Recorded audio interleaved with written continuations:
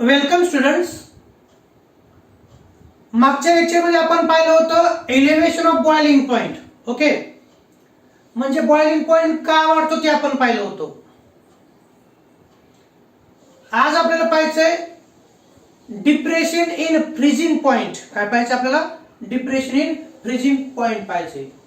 हे समजून घेत असताना मागची कन्सेप्ट तुमचे क्लिअर होणं आवश्यक आहे, ती झालेली आहे. कोणता पॉइंट पाहायचा आपल्याला? Depression in freezing point. कोणता पाहायचा? Depression in freezing point. आता फ्रीजिंग पॉइंट म्हणजे काय हे समजून घ्या. जसं मागच्या लेक्चरमध्ये आपण बॉइलिंग पॉइंट म्हणजे जे पाहिलं होतं, the temperature at which liquid is converted into its vapour at constant pressure is called as a boiling point. तसं फ्रीजिंग पॉइंट म्हणजे काय हे समजून घ्या. आता फ्रीजिंग पॉइंट जर समजून घ्यायचा असेल तर आपल्याला ग्राफिकल रिप्रेझेंटेशन समजणं महत्वाचं आहे. ओके, तर तेही सांगत आहे. पण अगोदर डेफिनेशन पहा. Depression in freezing point. Depression या शब्दाचा earth to become low. Depression या शब्दाचा अर्थ काय? लो, कमी होणं. जसं एलिव्हेशन ऑफ बॉइलिंग पॉइंट म्हणजे वाढ होणं, तसं डिप्रेशन म्हणजे काय तर कमी होणं. फ्रीजिंग पॉइंट कमी होणं, यालाच डिप्रेशन ऑफ फ्रीजिंग पॉइंट असं म्हटलं जातं. तर फ्रीजिंग पॉइंट म्हणजे काय? जसं तुम्हाला बॉइलिंग पॉइंट म्हणजे माहित असतं, लिक्विड आणि गॅस यांचं वेपर प्रेशर सारखं होणं त्याला आपण बॉइलिंग पॉइंट म्हणतो. तसं मी म्हणतोय तर की फ्रीजिंग पॉइंटची डेफिनेशन काय आहे? तर फ्रीजिंग पॉइंटची डेफिनेशन पाहत असताना आपण असं म्हणू शकतो, द टेम्परेचर ॲट विच, पहा डेफिनेशन आहे, the temperature at which the vapour pressure of liquids, vapour pressure of liquid is equal to the vapour pressure of solid is called as a freezing point. Is called as a freezing point.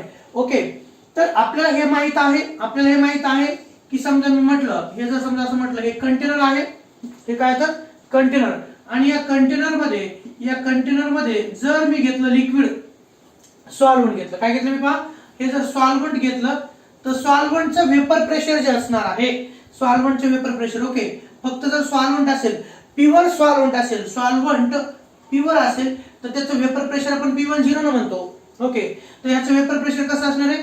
Pure solvent, पहा काय सांगतो, pure सॉल्व्हंटचं vapour pressure कसं आहे?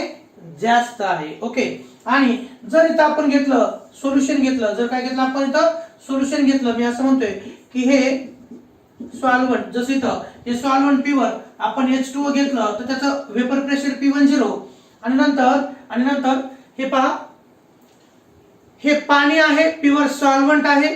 जर त्याच्यात आपण हे solute टाकलं, असं गृहीत धरा, त्या जर आपण सोल्यूट टाकलं तर काय तयार होणार आहे?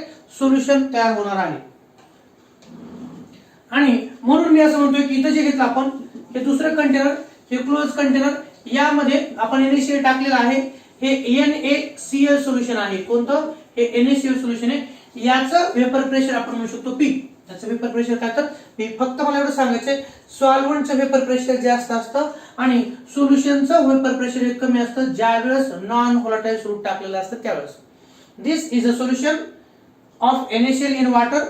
NaCl हा नॉन व्होलाटाइल सोल्यूट आहे, तो टाकल्यामुळं याचं वेपर प्रेशर काय होतं? कमी होतं. याचं वेपर प्रेशर काय होतं? कमी होतं. आता आपल्याला फ्रीजिंग पॉइंट पाहायचंय. हे वेपर प्रेशर कोणाचं आहे? हे लिक्विडचं वेपर प्रेशर आहे. ओके, हे सोल्युशनचं वेपर प्रेशर आहे. आता लिक्विडचं वेपर प्रेशर कमी करायचं आहे आपल्याला, लिक्विडचं वेपर प्रेशर कमी करायचं आहे आणि त्याचं रूपांतर कशात करायचं? तर सॉलिड मध्ये करायचंय. सॉलिडच्या वेपर प्रेशर एवढं करायचं आहे आणि त्या पॉइंटला आपण म्हणत असतो फ्रीजिंग पॉइंट.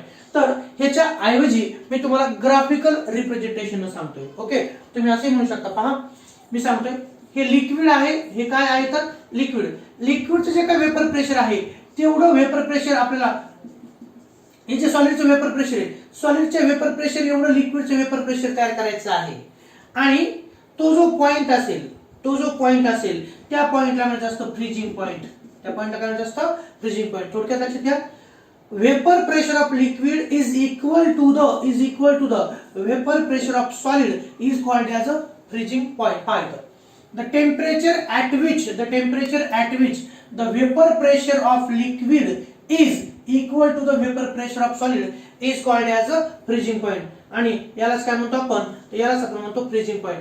ग्राफिकल रिप्रेझेंटेशन तुमच्या समोर आहे. इथं पहा, मी सांगतो अगोदर, हे पहा, हा एक्स ऍक्सिस आहे. कोणता ऍक्सिस घेतला आपण? हा एक्स ऍक्सिस वरती काय घेतलं, टेम्परेचर असं वाढत जाणार आहे. ओके, वाय ऍक्सिस घेतला, हा कोणता ऍक्सिस घेतला आपण, वाय ऍक्सिस वरती काय लिहिलं तर वेपर प्रेशर लिहिलेलं आहे. वाय ऍक्सिस वरती काय लिहिलं तर वेपर प्रेशर लिहिलेलं आहे.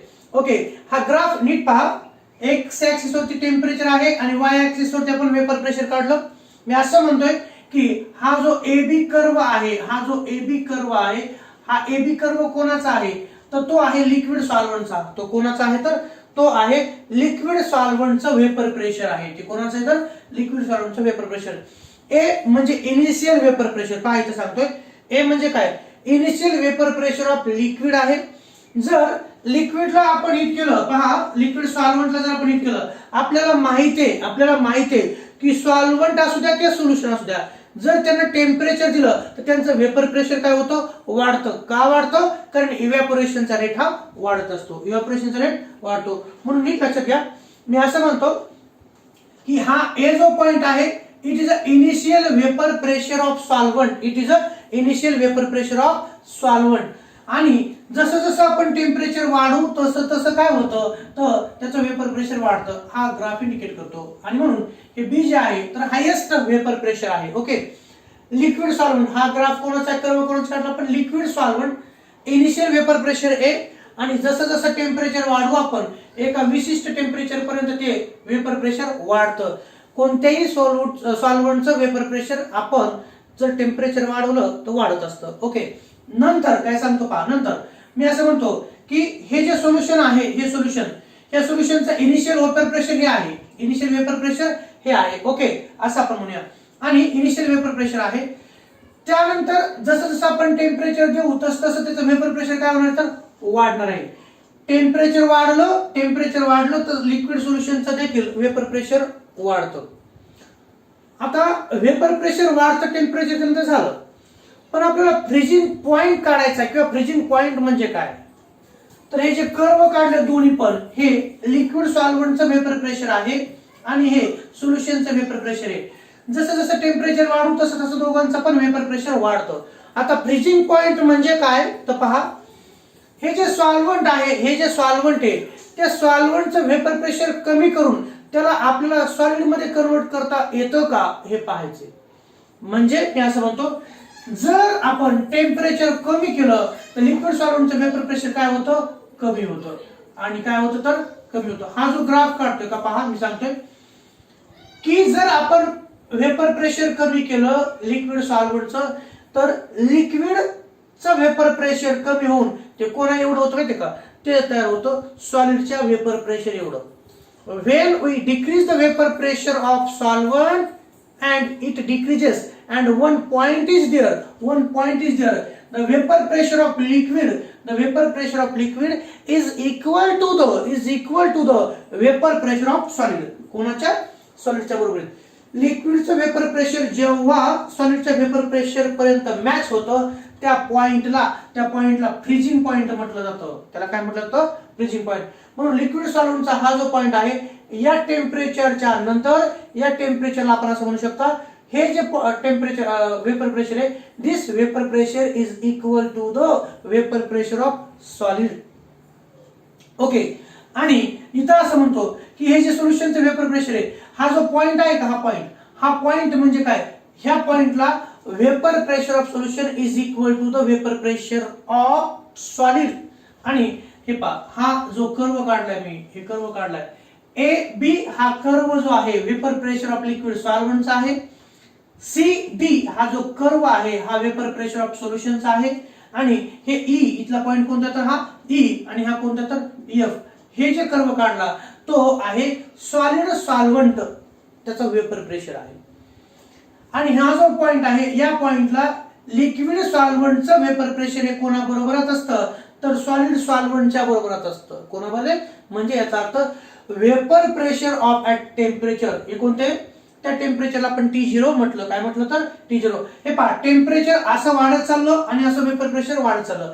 टेम्परेचर वाढवलं तर वेपर प्रेशर वाढतं. ओके, एका विशिष्ट टेम्परेचरला लिक्विड सॉल्व्हंटचं वेपर प्रेशर हे सॉलिडच्या बरोबरीत असतं. त्या पॉइंटला म्हणायचं असतं फ्रीजिंग पॉइंट. त्याला काय म्हणायचं असतं, freezing point. This is a freezing point of solvent. This is a freezing point of solvent. कोणाचा? हा फ्रीजिंग पॉइंट आहे सॉल्व्हंटचा. आणि सोल्युशनचं वेपर प्रेशर एका विशिष्ट टेम्परेचरला ते जे असतं इथं त्याला आपण म्हणतो त्यालाच आपण म्हणतो फ्रीजिंग पॉइंट ऑफ सोल्युशन. हा कोणाचा आहे? तर फ्रीजिंग पॉइंट ऑफ सोल्युशन. जर तुम्ही नीट पाहिलं तर कोणाचा फ्रीजिंग पॉइंट जास्त आहे? हे पहा, टेम्परेचर इकडे आहे T0 म्हणजे फ्रीजिंग पॉइंट ऑफ सॉल्व्हंट तो जास्त आहे. आणि इथं जर तुम्ही पाहिलं T म्हणजे फ्रीजिंग पॉइंट ऑफ सोल्युशन तो कसा आहे? तर कमी आहे. फ्रीजिंग पॉइंट डिप्रेशन याचा अर्थ फ्रीजिंग पॉइंट कितीने कमी झाला तर ते कसं करतो आपण? Delta TF is equal to कोणाचा फ्रीजिंग पॉइंट जास्त आहे? तर सॉल्व्हंटचा फ्रीजिंग पॉइंट जास्त आहे T0 मायनस कोणाचा कमी आहे? सोल्युशनचा आहे. तर डेल्टा TF म्हणजे काय? Depression change in freezing point is equal to T0 minus T. T0 म्हणजे काय? तर त्याचा अर्थ आहे इथं आपण म्हणू शकतो freezing point of solvent and this is a freezing point of solution.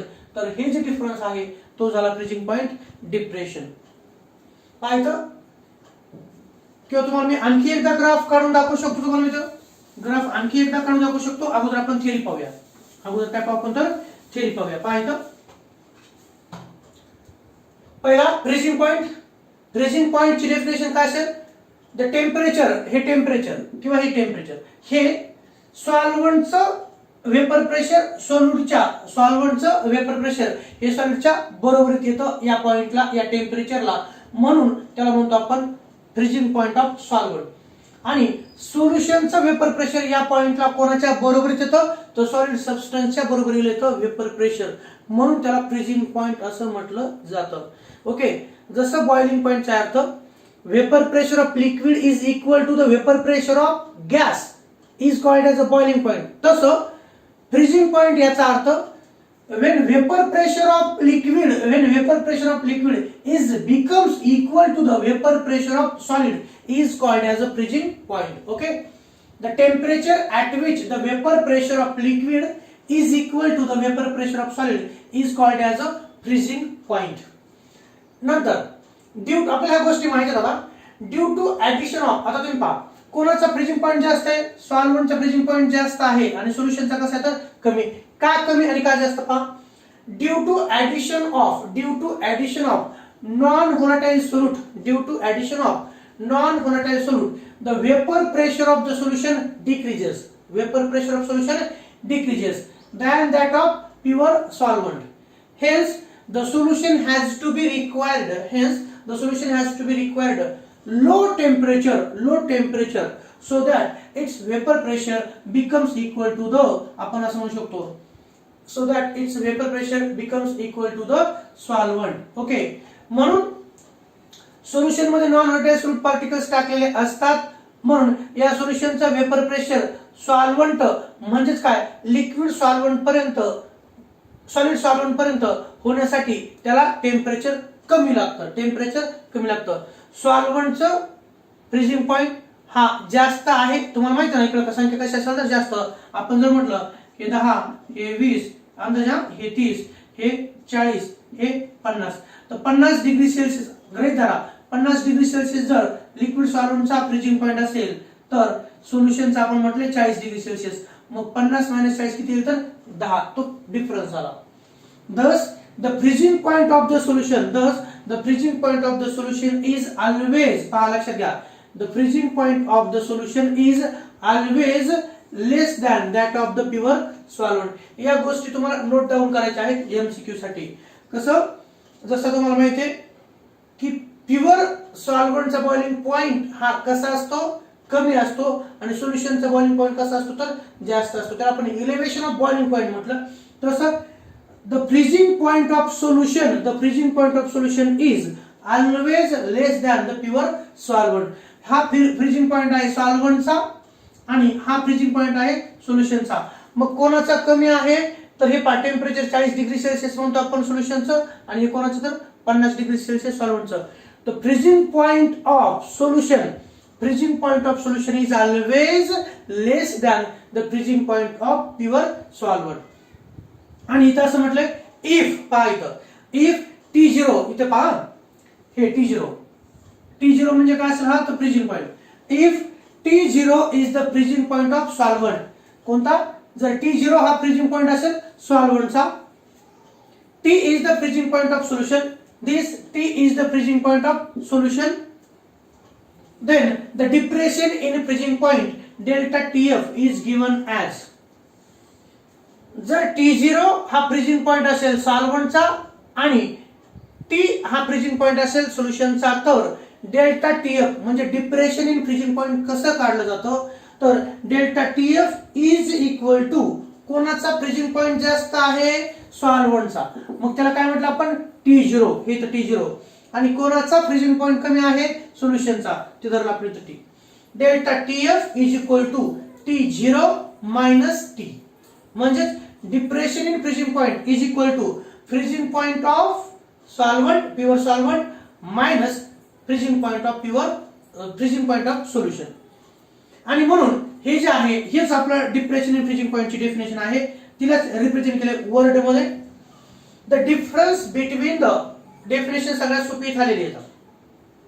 Difference पहा, difference between the freezing point of the pure solvent and that of solution is non as depression in freezing point. सुरुवातीला अवघड वाटतं पण definition काय आहे तर definition तुम्ही पाहू शकता. डिफरन्स बिटवीन कोणामध्ये डिफरन्स तर difference between the freezing point of pure solvent and solution is called as a depression in freezing point. त्याला काय म्हणतो आपण? डिप्रेशन इन फ्रीजिंग पॉइंट असं पण म्हणत असतो. तेच आणखी पुन्हा ग्राफिकल रिप्रेझेंटेशन मी तुम्हाला सांगतो पहा. तेच ग्राफिकल रिप्रेझेंटेशन पाहायचं नीट. आता आपण असं म्हणूया. ओके, एक्स ऍक्सिस काढतो तो दिसतोय का? तो पहा तुम्हाला. हा कोणता ऍक्सिस आहे? दिसतं पाहू द्या मला. ठीक आहे, आणखी थोडं खाली काढलं तर दिसेल तुम्हाला. काय येतं? हा कोणता ऍक्सिस काढतोय मी? हा एक्स ऍक्सिस काढतोय. आणि हा कोणता ऍक्सिस काढतोय मी? हा वाय ऍक्सिस काढतो. लक्षात घ्या, एक्स ऍक्सिस वरती खाली काय काढलं मी? टेम्परेचर काढलं. काय काढलं मी तर? टेम्परेचर. आणि वाय ऍक्सिस वरती काय? तर वाय ऍक्सिस वरती वेपर प्रेशर. काय तर? Vapour pressure. आणखी एकदा सांगतो, हाच ग्राफ तुम्ही पहा. तर मी इथं असं म्हणतो की हे पहा, दिस हा पॉइंट जो आहे this is a vapour pressure of solvent. हा ग्राफ कोणाचा काढला मी? Vapour pressure of solvent. Okay, हे आणि हे तुम्ही पाहू शकता. असं काय काढलं बरं मी? तर जसं जसं टेम्परेचर वाढतं तसं तसं वेपर प्रेशर ऑफ सॉल्व्हंट वाढतं. लक्षात घ्या, मी आणखी समजून सांगतो. पहा, हा पॉइंट आहे. ओके, हा पॉइंट आहे. हे इनिशियल वेपर प्रेशर आहे सॉल्व्हंटचं. कोणाचं? सॉल्व्हंटचं. आणि जसं जसं टेम्परेचर वाढतं तसं तसं वेपर प्रेशर ऑफ सॉल्व्हंट काय होतं? वाढतं. ओके, हा ए पॉइंट आहे आणि हा बी पॉइंट आहे. This is a vapour pressure of solvent. Okay, मी लिहितो इथं लिक्विड सॉल्व्हंट. वरचाच ग्राफ तुम्हाला आणखी एकदा काढून दाखवतोय, लिक्विड सॉल्व्हंट. नंतर मी असं म्हणतो, हे जे पॉइंट काढतोय हा वेपर प्रेशर आहे सोल्युशनचं. कोणाचं? सोल्युशनचं. ओके, आता सोल्युशनला पण जर आपण हीट केलं तर वेपर प्रेशर काय होतं? वाढतं. सोल्युशनला पण जर आपण हीट केलं तर वेपर प्रेशर त्याचं पण काय होतं तर वाढतं. हे A B initial vapour pressure, final vapour pressure. तसं इथं याला मी म्हणतो सी. याला काय म्हणतो पहा, इथं सी आणि याला म्हणतो डी. हे काय आहे तर हे सोल्युशनचं वेपर प्रेशर आहे. हे सोल्युशनचं वेपर प्रेशर आहे. ओके, आता मी ग्राफ काढतो तो असा. पहा, पुन्हा एक ग्राफ काढतोय तो असा. पुन्हा एक ग्राफ काढतो तो असा. ओके, आता मी असं म्हणतो याला, हा जो मी ग्राफ काढलेला आहे तो ग्राफ कोणाचा आहे तर तो हे लिक्विड आहे, हे सोल्युशन आहे. तर हे जे पॉइंट आहे या पॉइंटला पहा, हा जो पॉइंट आहे असं म्हणतोय मी, हा जो पॉइंट आहे या पॉइंटला आपण असं म्हणू शकता, या पॉइंटला हे लिक्विडचं वेपर प्रेशर कमी होतं आणि ते वेपर प्रेशर कोणा एवढं होतं तर ते फक्त हा ग्राफ थोडंसं मला कर्व पडतो. एक मिनिट, थोडासा असा काढतो मी, थोडासा असा काढतो. ओके, हे तुम्ही पाहू शकता. ओके, तर हे ए बी झालं, हे सी डी झालं. याला मी म्हणतो ई, याला म्हणतो ई आणि याला म्हणतो मी एफ. तर हा जो पॉइंट आहे हे वेपर प्रेशर कोणाचं आहे? लिक्विड सॉल्व्हंटचं. ओके, या टेम्परेचरला इथं पाहता हे जे टेम्परेचर आहे इथं काय आहे तर टेम्परेचर आहे. इकडे काय तर आपल्याला माहिती टेम्परेचर. या टेम्परेचरला जर आपण पाहिलं तर लिक्विडचं वेपर प्रेशर हे कोणा एवढं होतं म्हटलं मी, तर ते होतं सॉलिड सबस्टन्स एवढं. कोणा एवढं? सॉलिडच्या वेपर प्रेशर एवढं. ही जी लाईन मी अशी खाली जर घेतली, ही जी लाईन खाली घेतली, तर याला मी म्हणतो T0. T0 का? कारण this is a freezing point of liquid solvent. Okay. आणि नंतर इथं जर तुम्ही पाहिलं, हे जे आहे, ओके, हा जो पॉइंट आहे, या पॉइंटला काय होतं, तर हे जे सोल्युशन आहे, सोल्युशनचं वेपर प्रेशर या टेम्परेचरला कोणा एवढं होतं, तर सॉलिडच्या वेपर प्रेशर एवढं होतं. आणि हीच लाईन मी जर खाली घेतली अशी, तर याला मी म्हणतो टी. याला काय म्हणतो मी, तर टी. ओके.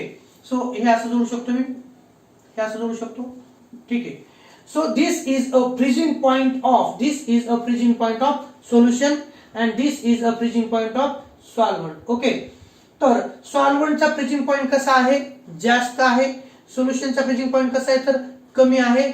आणि difference between the freezing point of solvent and solution यालाच काय म्हणतो आपण, डेल्टा टीएफ, म्हणजे डिप्रेशन इन फ्रीजिंग पॉइंट कमी होतो. ओके.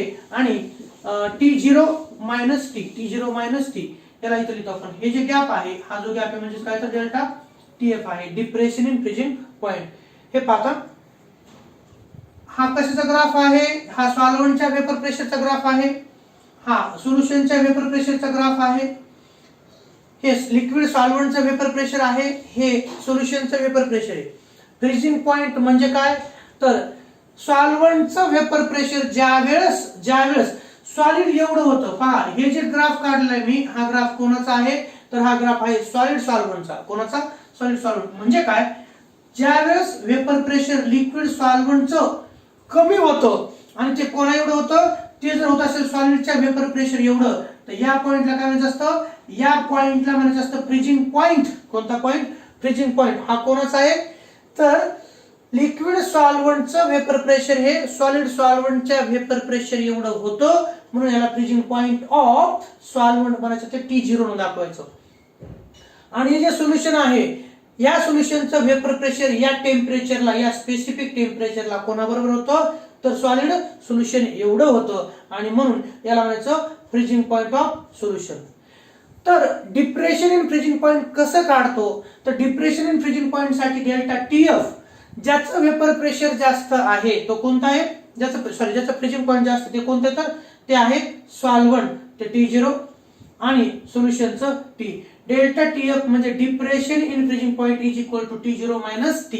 इथं आपल्याला पॉइंट सांगितलेला आहे, due to addition of non volatile solute, vapour pressure of the solution decreases and than that of solvent. Hence, the solution has to be required low temperature so that its vapor pressure becomes equal to the solvent. तर solution मध्ये non volatile solute particles असल्या कारणानं त्यांचं vapour pressure solid एवढं होण्यासाठी लागणारं temperature कसं असेल, तर कमी असेल. आणि सॉल्व्हंट मध्ये कोणत्याही प्रकारचे सोल्यूट पार्टिकल्स नाहीत, म्हणून त्यांचं वेपर प्रेशर सॉलिड पर्यंत येण्यासाठी टेम्परेचर हे जास्त लागतं. Okay. So this is all about the depression in freezing point. कशाचं, तर डिप्रेशन इन फ्रीजिंग पॉइंट. आणि डिप्रेशन इन फ्रीजिंग पॉइंटची डेफिनेशन काय सांगते, तर ती असं सांगते, the difference in the freezing point of pure solvent and that of solution is called as a depression in freezing point. आपण म्हटलं हा फ्रीजिंग पॉइंट कोणाचा आहे, this is a freezing point of solvent, आणि हा फ्रीजिंग पॉइंट कोणाचा आहे, सोल्युशनचा. मग यांच्यात गॅप कितीचा आहे तुम्ही पाहू शकता ना. हे जर टेम्परेचर असेल सॉल्व्हंटचं फ्रीजिंग पॉइंट, आणि हे जर सोल्युशनचं असेल, तर यांच्यातला जो गॅप आहे, यांच्यातला टेम्परेचर डिफरन्स जो आहे, त्याला आपण म्हणतो depression in freezing point. Depression in freezing point is denoted as delta TF, which is equal to freezing point of solvent minus freezing point of solution. Okay. म्हणून difference in the freezing point of solvent and solution is called as a depression in freezing point. Okay. So please हा graph एकदा समजून घेण्याचा प्रयत्न करा आणि हे points देखील समजून घेण्याचा प्रयत्न करा, कारण पुढे आपल्याला याच्यावरती न्यूमेरिकल आहे. Okay. Delta TF is equal to T0 minus T. म्हणून लक्षात घ्या, मी काय सांगितलं तुम्हाला, तर आपण असं म्हटलं, हे वेपर प्रेशर आहे, इनिशियल वेपर प्रेशर कोणाचं, सॉल्व्हंटचं. जसं जसं टेम्परेचर देऊ तसं काय होईल, पहा तुम्ही, टेम्परेचर वाढलं, जर समजा आपण टेम्परेचर घेतलं तर हे टेम्परेचर पाहिजे. ओके, टेम्परेचर वाढवलं तर वेपर प्रेशर काय होतं, वाढतं. हे पहा, टेम्परेचर वाढवलं, सोल्युशनचं पण टेम्परेचर वाढवलं तर वेपर प्रेशर काय होतं, वाढतं. ओके, तर हे ए आणि B, initial vapour pressure of solvent, temperature वाढवलं तर वेपर प्रेशर सॉल्व्हंटचं वाढतं. हे initial vapour pressure of solution, temperature वाढवलं तर वेपर प्रेशर वाढतं. फ्रीजिंग पॉइंट म्हणजे काय, तर एका विशिष्ट टेम्परेचरला लिक्विड सॉल्व्हंटचं वेपर प्रेशर हे कोणा एवढं होतं, तर सॉलिड सबस्टन्स एवढं होतं. The temperature at which the vapour pressure of liquid solvent is equal to the vapour pressure of solid is called age the freezing point of liquid solvent. Okay, ते note केलं आपण, त्याला T0 म्हटलं आपण, कारण ते प्युअर सॉल्व्हंटचं आहे म्हणून T0 नाही का, जसं बॉइलिंग पॉइंटला पण आपण तसं केलं होतं.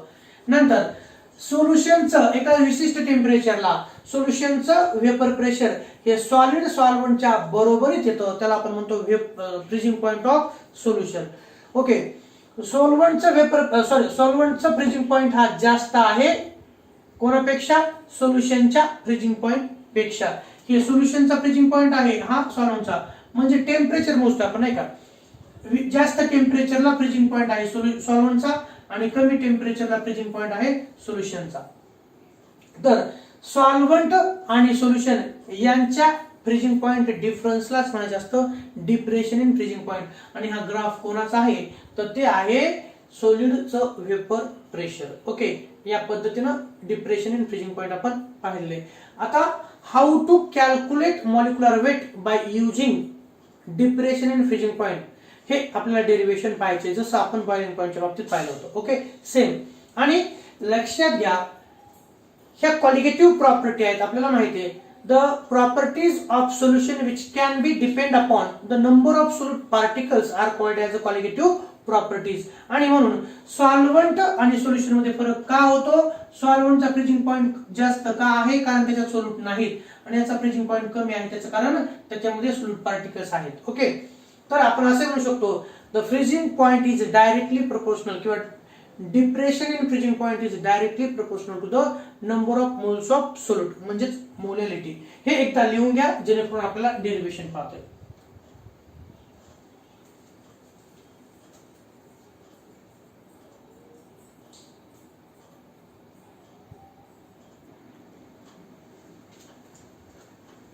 हा, नेक्स्ट पाहिलं की डिप्रेशन इन फ्रीजिंग पॉइंट आणि मॉलिक्युलर वेट यांचं काय रिलेशन आहे, किंवा मॉलिक्युलर वेट कसं काढलं जातं by using depression in freezing point, त्याच्यासाठी डेरिव्हेशन दिले. आपल्याला यातले काही फॉर्म्युले महत्वाचे आहेत जे की पुढे न्यूमेरिकल साठी किंवा MCQ साठी विचारले जातात. ओके, प्रश्न पहा. How is molecular weight of solute, determined from depression in freezing point. Okay, एखाद्या सोल्युशन मधलं मॉलिक्युलर वेट कसं काढलं जातं by using depression in freezing point, त्याच्यासाठीचं डेरिव्हेशन आहे. ओके, जसं मागच्या लेक्चर मध्ये आपण एलिव्हेशन ऑफ बॉइलिंग पॉइंट आणि मॉलिक्युलर वेटचं रिलेशन पाहिलं, same relation is here of depression in freezing point and molecular weight. So how is molecular weight of solute can be determined by using depression in freezing point? त्याचं उत्तर पाहूया.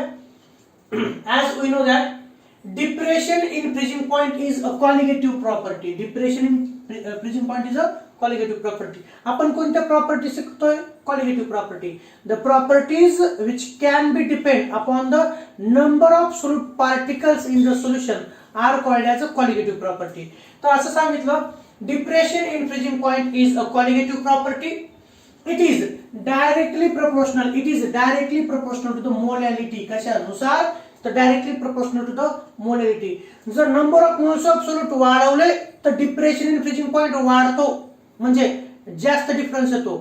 Okay, जेवढं आपण solute टाकलं तेवढं elevation of boiling point पण काय होतो, वाढतो. म्हणून लक्षात ठेवा, elevation in boiling point असेल किंवा depression in freezing point, these are the colligative property which is directly proportional to the molality of the solution. आणि म्हणून आपण असं लिहू शकतो, depression in freezing point is directly proportional to the small m, म्हणजे molality. म्हणजे काय तर मोलॅलिटी. हे m म्हणजे काय असतं, it is for molality. Okay, एवढं लिहिलं आपण. आणि हे डायरेक्टली प्रोपोर्शनल साइन काढण्यासाठी काय केलं आपण, delta TF is equal to KF M. Okay, directly proportional sign काढलं आणि त्याच्याऐवजी केएफ लिहिलं. Delta TF is equal to KF M. So this KF याला काय म्हणायचं असतं, तर लक्षात ठेवा, where KF in this equation is called as a cryoscopic constant. कोणता, क्रायोस्कोपिक कॉन्स्टंट, किंवा त्यालाच मोलार फ्रीजिंग कॉन्स्टंट असंही म्हटलं जातं. हे फक्त लक्षात राहू द्या. Delta TF is equal to KF into M. So this KF is called as a molar freezing constant किंवा त्याच क्रायोस्कोपिक कॉन्स्टंट असं म्हटलं जातं. आता एक्सप्रेशन पाहायचं. The molarity of the solution is given bye, आपल्याला माहिती आहे मोलारिटीचं इक्वेशन काय आहे, number of moles of solute divided by number of moles of solvent in kilogram, किंवा ग्राम मध्ये जर घेतलं तर इंटू 1000 आपण घेतो. म्हणून पहा, the molarity of the solution is given by molarity m is equal to number of moles of solute divided by weight of solvent in gram. आणि जर ग्राम मध्ये असेल तर इथं काय करतो आपण, मल्टिप्लाय बाय 1000 करतो. ठीक आहे, number of moles of solute नाही का. मग यालाच आपण शब्दाच्या भाषेतून आपण फॉर्म्युलाच्या भाषेत येत आहोत. तर molarity m is equal to number of moles of solute म्हणजे काय, n. Okay, divided by weight of solvent W1 into 1000. आणि हे आपल्याला माहिती आहे, सोल्यूटचे मोल जर असतील तर n इज इक्वल टू काय असतं, तर n is equal to W2 upon m2. तर हे n म्हणजे काय आहे, तर हे n म्हणजे number of moles of solute आहे. आणि number of moles of solute कसे कॅल्क्युलेट केले जातात, तर weight of solute divided by molecular weight of solute, त्या पद्धतीने.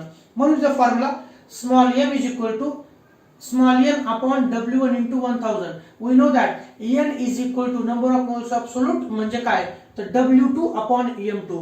मग ही W2 upon m2 किंमत इथे पुढे फॉर्म्युला ठेवलेली आहे. त्याला सिम्प्लिफाय करताना molarity m is equal to n च्या ऐवजी W2 upon m2, W2 by m2 divided by W1 जसं तसं इंटू 1000. ओके, नंतर पुढे सिम्प्लिफाय करत असताना वरती जर पाहिजे तुम्ही अंशामध्ये W2 अपॉन m2, तर सिम्प्लिफाय करत असताना इथलं जे भागाकारातलं वरच्या छेद अंशातलं भागाकारातलं m2 जर खाली आलं तर कसे तर गुणाकारामध्ये. म्हणून molality m is equal to W2 जसं तसं W2 वरचं m2 इथं मल्टिप्लिकेशन मध्ये W1 इंटू m2 इंटू 1000. म्हणजे m साठी काय किंमत आली, molality m is equal to W2 into 1000 upon W1 into m2. So whatever value of this m here, ही जी m ची किंमत आलेली आहे, m ची किंमत कुठे ठेवायची आहे, इक्वेशन नंबर 1 मध्ये ठेवायची आहे. Okay, keeping this value of m in equation 1 and we get पाहिजे delta TF is equal to KF into m आहे. तर या मोलॅरिटीची किंमत आपल्याला इथे जी आलेली आहे ती इथे ठेवायची. आणि म्हणून मी म्हणतो delta TF is equal to KF जसं तसं घेतलं KF इंटू m ची किंमत काय आहे, तर ही किंमत. Okay, W2 into 1000 upon W1 into m2 ही किंमत ठेवली. हे इक्वेशन आल्यानंतर आपल्याला काय काढायचं आहे, आपल्याला मॉलिक्युलर वेट कसं काढायचं, मॉलिक्युलर वेटच्या बरोबर एक्सप्रेशन आलं पाहिजे. आणि म्हणून हे पहा, हे जे इक्वेशन आलं यातला m2 हे जे आहे छेदातलं इकडे जर घेतलं आपण तर मल्टिप्लिकेशन मध्ये येईल आणि इकडचं डेल्टा TF हे भागाकारात जाईल आणि इक्वेशन आपल्याला मिळेल ते कोणतं, ते इक्वेशन मिळेल मॉलिक्युलर वेट ऑफ सोल्यूट म्हणजे m2 is equal to KF into W2 into 1000. Okay, हे डिवाइडेड बाय W1 आणि इकडचं डेल्टा TF इथे येईल W1 into delta TF. So this is a molecular weight of solute. आणि म्हणून इथे how is molecular weight of solute determined from depression in freezing point. तर अशा डेरिव्हेशनच्या पद्धतीनं आपण मॉलिक्युलर वेट हे काढू शकतो डिप्रेशन इन फ्रीजिंग पॉइंट मध्ये. वेअर इन दिस एक्सप्रेशन और in this formula what is the meaning of m2. So m2 means the molecular weight of solute. KF याला काय म्हणतो आपण, KF म्हणजे काय असतं, आताच आपण म्हटलं क्रायोस्कोपिक कॉन्स्टंट आहे तो. W2 म्हणजे काय असतं फॉर्म्युल्यात, वेट ऑफ सोल्यूट असतं 1000 कारण ते ग्राम मध्ये घेतले म्हणून मोलॅलिटी ग्राम मध्ये घेतली म्हणून 1000. W1 म्हणजे काय, वेट ऑफ सॉल्व्हेंट. आणि डेल्टा TF म्हणजे काय, तर डेल्टा TF म्हणजे आपल्याला माहिती आहे ते काय आहे, तर डिप्रेशन इन फ्रीजिंग पॉइंट आहे. ओके, ह्या झाल्या त्या टर्म. यालाच आणखी थोडक्यात लिहायचं असेल तर आपण काय म्हणतो पहा, how is molecular weight is determined by using depression in freezing point. तर काही गोष्टी लक्षात ठेवा. थोडक्यात जर तुम्हाला लिहायचं असेल, okay, as we know that आपण म्हणू शकतो. पहा थोडक्यात हे जर तुम्ही लिहिलं तर काही लिहायची गरज नाही. पुन्हा हे कसं लिहिलं लक्षात आलं तुमच्या. Delta TF is directly proportional to molality. Delta TF हे डायरेक्टली प्रोपोर्शनल साइन काढण्यासाठी केएफ घेतलं. Delta TF is equal to KF into M. KF म्हणजे कोणता? Cryoscopic constant. Okay, molality. आणि मोलॅलिटी साठी जर तुम्हाला फॉर्म्युला डायरेक्ट हा जर माहित असेल तर डायरेक्ट तुम्ही ते लिहू शकता आणि ती किंमत इक्वेशन नंबर 1 मध्ये ठेवायची आणि त्याला मॉडिफाय करायचं. पहा, वी नो काय माहिती तुम्हाला? We know that depression in freezing point is directly proportional to, पहा, delta TF is directly proportional to the molality. Okay, आणि डेल्टा टीएफ ला जर आपल्याला मॉडिफाय करायचं असेल, delta TF is equal to हे साइन काढायचं असेल तर आपण काय घेतो? KF into M. केएफ म्हणजे काय लिहित नाही आता. केएफ म्हणजे काय? त्यालाच आपण म्हणतो मोलाल डिप्रेशन कॉन्स्टंट. काय म्हणतो आपण त्याला? किंवा मोलाल फ्रीजिंग कॉन्स्टंट किंवा त्यालाच क्रायोस्कोपिक कॉन्स्टंट म्हटलेले आहे. ओके, ठीक आहे. आता मोलॅलिटी आपल्याला माहिती आहे. मोलॅलिटीसाठी इक्वेशन काय आहे तर पहा, एम हे ना, delta TF is equal to KF M. तर मोलॅलिटी म्हणजे काय? मी लिहित आता theoretically number of moles of solute म्हणजे N upon weight of solvent in gram. Okay, into 1000. Okay, N म्हणजे काय असते तर मोलॅलिटी मध्ये number of moles of solute.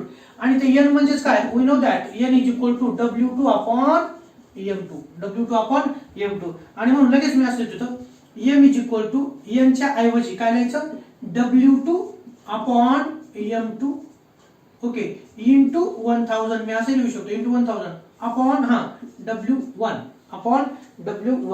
याला आपण म्हणूया इक्वेशन नंबर 1. याला काय म्हणायचं? Equation number 1. आणि एम बरोबर काय आला आपल्याला? एम बरोबर आला W2 upon M2 into 1000 upon W1. आणि यालाच आपण आणखी मॉडिफाय करू शकतो. याला इथंच मॉडिफाय करून घेऊ ना आपण. तर हे जे W2 अपॉन M2 आहे हे भागाकारातलं जे इथं आहे ते कुठे येईल? तिकडे गुणाकारात. म्हणजे M इज इक्वल टू काय येईल पहा बरं? W2 into 1000. ओके, इथे याला असं इथपर्यंत आपण लिहू. ओके, इथलं M2 इकडे भागाकारात जर आलं तर काय येईल? M is equal to W2 into 1000 upon W1 into M2. Okay, हे आलं. Keep this value. ओके, इथे मी keep this value in equation 1. कुठे ठेवायची?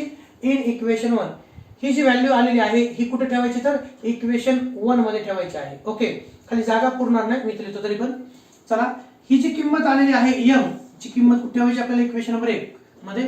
म्हणून delta TF is equal to काय पहा? Delta TF is equal to KF into M ची किंमत काय आली या? इंटू काय लिहायचं?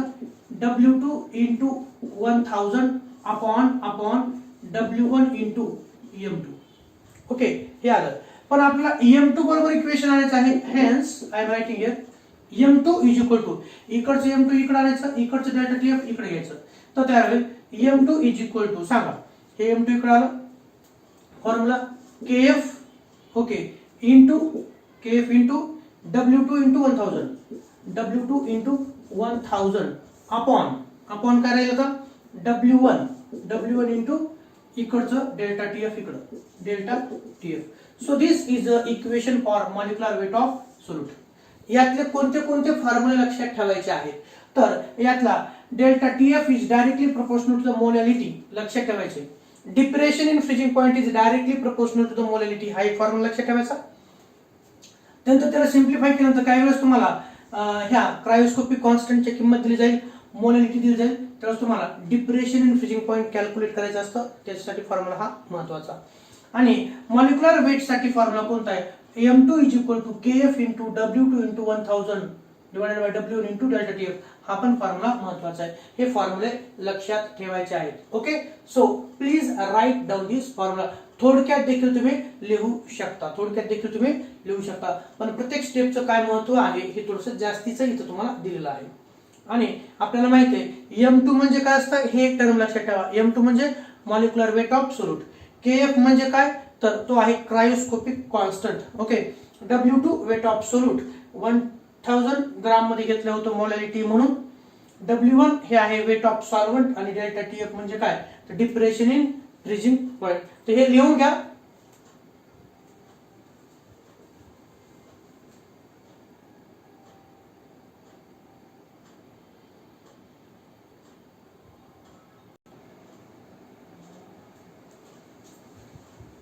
आता थोड्याशा दोन आपण डेफिनेशन पाहूया, जी की एलिव्हेशन इन बॉइलिंग पॉइंट आणि डिप्रेशन इन फ्रीजिंग पॉइंटच्या संदर्भात आहेत. ओके, तर इम्पॉर्टंट टर्म्स आहेत या, तुम्हाला एमसीक्यू साठी विचारले जाऊ शकतात किंवा डेफिनेशन साठी विचारले जाऊ शकतात. आता इथं पहा पहिलं डेफिनेशन आपण म्हटलेलं आहे इब्लिओस्कोपिक कॉन्स्टंट. कोणतं पाहिलं आपण? इब्लिओस्कोपिक कॉन्स्टंट किंवा मोलार एलिव्हेशन कॉन्स्टंट. आता नेमकं काय असतं पहा. तर मी असं म्हणतो, जर समजा आपण म्हटलं हे जे कंटेनर आहे यामध्ये 1 मोलार सोल्युशन घेतलं आपण. काय घेतलं आपण? 1 मोलार. 1 मोलार सोल्युशन म्हणजे काय माहिती का? आपण म्हटलेलं आहे, समजा आपण NaCl च्या ऐवजी NaOH घेतला. आपण 40 ग्राम NaOH घेतलं आणि त्याच्यापासून 40 ग्राम NaOH घेतला. आपण किती ग्राम? 40 ग्राम NaOH घेतलं आणि 1000 ग्राम म्हणजेच काय, तर 1 किलोग्राम सॉल्व्हंट मध्ये डिप जर केलं तर डिझॉल्व केलं तर ते 1 मोलार किती होते? 1 मोलार एवढं सोल्युशन होतं. ओके, 1 मोलार एवढं सोल्युशन होतं. H2O प्युअर आणि 1 मोलार आणि 1 मोलार NaOH यांच्यातला जो बॉइलिंग पॉइंट डिफरन्स असेल त्याला आपण म्हणतो इब्लिओस्कोपिक कॉन्स्टंट. काय म्हटलं लक्षात तुमच्या? पहा इथं सांगतोय. ठीक आहे, हे पहिलं चार्ट घेतो मी. हा घेतलं मी सॉल्व्हंट. मला ही डेफिनेशन समजून सांगायची. इब्लिओस्कोपिक कॉन्स्टंट पाहत असताना, ओके, हे सॉल्व्हंट आहे. हे काय? तर सॉल्व्हंट हे H2 आहे आणि हे जे आहे आपण म्हणूया 1 मोलार म्हणजे 40 ग्राम एवढे NaOH हे 1000 ग्राम मध्ये टाकलं. ओके, हे 1 मोलार सोल्युशन आहे. हे 1 मोलार NaOH सोल्युशन आहे. Boiling point difference between 1 molar आणि प्युअर सॉल्व्हंट याला आपण म्हटलेले elevation of boiling point. Okay, boiling पॉइंटची वाढ झालेली. आता 1 मोलार म्हणजे काय? तर 1 मोल एवढं सोल्युशन. इब्लिओस्कोपिक कॉन्स्टंट किंवा मोलार एलिव्हेशन कॉन्स्टंटची डेफिनेशन पहा. Elevation in the boiling point of 1 molar solution, 1 molar solution containing non-volatile solute is called as a ebullioscopic constant. ज्यावेळेस एलिव्हेशन इन बॉइलिंग पॉइंट हा non volatile solute टाकलेला असतं आणि त्याचं concentration 1 molar एवढं असतं, त्यावेळेस कॅल्क्युलेट केलेलं जे एलिव्हेशन असतं त्याला आपण म्हणतो इब्लिओस्कोपिक कॉन्स्टंट. कोणतं? इब्लिओस्कोपिक कॉन्स्टंट. म्हणून म्हटलं हे प्युअर वॉटर आहे आणि प्युअर वॉटर असेल, ठीक आहे, त्याचा जो बॉइलिंग पॉइंट आहे तो, आणि नंतर हे जे सोल्युशन तयार केलंय 1000 ग्राम पाण्यामध्ये 1 मोल एवढं NaOH टाकलं आणि boiling point difference between this T and this T0 म्हणजे काय? Delta TB is equal to T minus T0. आणि ज्यावेळेस सोल्युशन हे किती मोलार असेल? 1 मोलार असेल, त्याच वेळेस त्या कॉन्स्टंटला काय म्हणतो आपण? Ebullioscopic constant. लक्षात घ्या, elevation in the boiling point ही डेफिनेशन आहे, तुम्हाला पाठ करावं लागेल. Elevation in the boiling point of 1 molar solution containing non-volatile solute is called as ebullioscopic constant. मी जर असं म्हटलं, हे पाणी घेतलं आपण 1000 ग्राम पाणी घेतलं, काय घेतलं आपण? 1000 ग्राम पाणी घेतलं. ओके, आणि इथं जर मी म्हटलं की 1 मोलार म्हणजे 40 ग्रामच्या ऐवजी मी जर घेतलं 20 ग्राम NaOH आणि ते टाकलं 1000 ग्राम मध्ये, तर ते 1 मोलार सोल्युशन होतं का? नाही. 20 ग्राम NaOH जर घेतलं 1000 ग्राम मध्ये तर ते 0.5 मोलार होतं. काय होतं ते? 0.5 मोलार होतं. मग इब्लिओस्कोपिक कॉन्स्टंट म्हणजे काय असतं? तर ते सांगतो की elevation in the boiling point of actually किती? 1 molar solution containing non-volatile solute is called as a ebullioscopic constant, जे मागच्या लेक्चर मध्ये आपण पाहिलं होतं. आणि इब्लिओस्कोपिक कॉन्स्टंट कसं लिहिलं जातं पहा. Kb is equal to delta TBM. हे काय आहे, हा इब्लिओस्कोपिक कॉन्स्टंट आहे. ते कसं काढलं जातं बरं, ते कसं काढलं जातं तर पहा मी तर सांगतो तुम्हाला. आपण इलेव्हेशन इन बॉइलिंग पॉइंट पाहिलं होतं, आठवत असेल तुम्हाला. ते असं elevation delta TB is directly proportional to M आपण लिहिलं होतं. Elevation in boiling point is directly proportional to the molality. आणि हे डायरेक्टली प्रोपोर्शनल साइन काढण्यासाठी आपण घेतलं होतं पाहिलं delta TB is equal to okay is equal to KB into M. Okay, या KB ला काय म्हटलं होतं आपण, इब्लिओस्कोपिक कॉन्स्टंट. त्याचा फॉर्म्युला काय मग आता, जर KB बरोबर आणायचं असेल तर आपल्याला हे M इकडे येईल. म्हणजेच आपण लिहू शकतो delta TB upon M is equal to KB. Okay, KB बरोबर काय, तर KB is equal to delta TB upon M. म्हणून इथे मी डायरेक्ट लिहिले KB is equal to delta TB upon M. काय तर KB is equal to delta TB upon M. आणि हा जो KB आहे याचं युनिट काय, KB म्हणजेच काय, तर KB म्हणजेच ebullioscopic constant. And the unit of KB म्हणजे ebullioscopic constant is kelvin per molar किंवा केल्विन किलोग्राम पर मोल. असं काय येतं त्याचं कारण पहा. इब्लिओस्कोपिक कॉन्स्टंट KB बरोबर काय, डेल्टा TB बाय M. काय तर डेल्टा TB बाय M. तर इलेव्हेशन इन बॉइलिंग पॉइंट कशात मोजतो आपण, केल्विन मध्ये मोजतो. कशात मोजतो, केल्विन मध्ये. आणि ही जी मोलॅलिटी आहे नाही का, याचं युनिट काय, तर मोलार म्हणतो आपण त्याला. काय म्हणतो तर मोलार म्हणतो. म्हणून केल्विन पर मोल किंवा केल्विन पर मोलार असं असतं. किंवा दुसरं पहा, या मोलाच्या ऐवजी डेल्टा TB चे युनिट काय, केल्विन. आणि जे मोलॅलिटी आहे त्याचं युनिट काय म्हणतो आपण, किलोग्राम पर मोल. आणि म्हणून ebullioscopic constant having a unit kelvin temperature. Okay, आणि डिवाइडेड बाय मोलॅलिटी आहे. म्हणून मोलॅलिटीचं युनिट कोणतं, किलोग्राम पर मोल. तर इब्लिओस्कोपिक कॉन्स्टंट युनिट कोणते लक्षात ठेवू शकता, केल्विन पर मोलार असं लिहू शकता किंवा केल्विन किलोग्राम पर मोल. ओके, हे दोन्ही त्याचे युनिट आहेत. हे झालं. नंतर आज आपण पाहिला क्रायोस्कोपिक कॉन्स्टंट. कोणता पाहिला, क्रायोस्कोपिक कॉन्स्टंट. तर क्रायोस्कोपिक कॉन्स्टंट यालाच मोलार फ्रीजिंग कॉन्स्टंट असं म्हटलं जातं. आणि इब्लिओस्कोपिक कॉन्स्टंट यालाच मोलार इलेव्हेशन कॉन्स्टंट असं म्हटलं जातं. लक्षात ठेवा. तर क्रायोस्कोपिक कॉन्स्टंट किंवा मोलार फ्रीजिंग कॉन्स्टंट म्हणजे काय, ते इथं ते सांगतो मी. समजा आपण असं म्हटलं हे वॉटर आहे, हे काय तर वॉटर आहे. आणि यात आपण असं म्हणूया की इथे काय टाकलं आपण, 40 ग्राम एवढं NaOH घेतलं आणि 1000 ग्राम मध्ये टाकलं. तर हे जे सोल्युशन आहे 1 मोलार NaOH सोल्युशन आहे. 1 मोलार NaOH सोल्युशन आहे.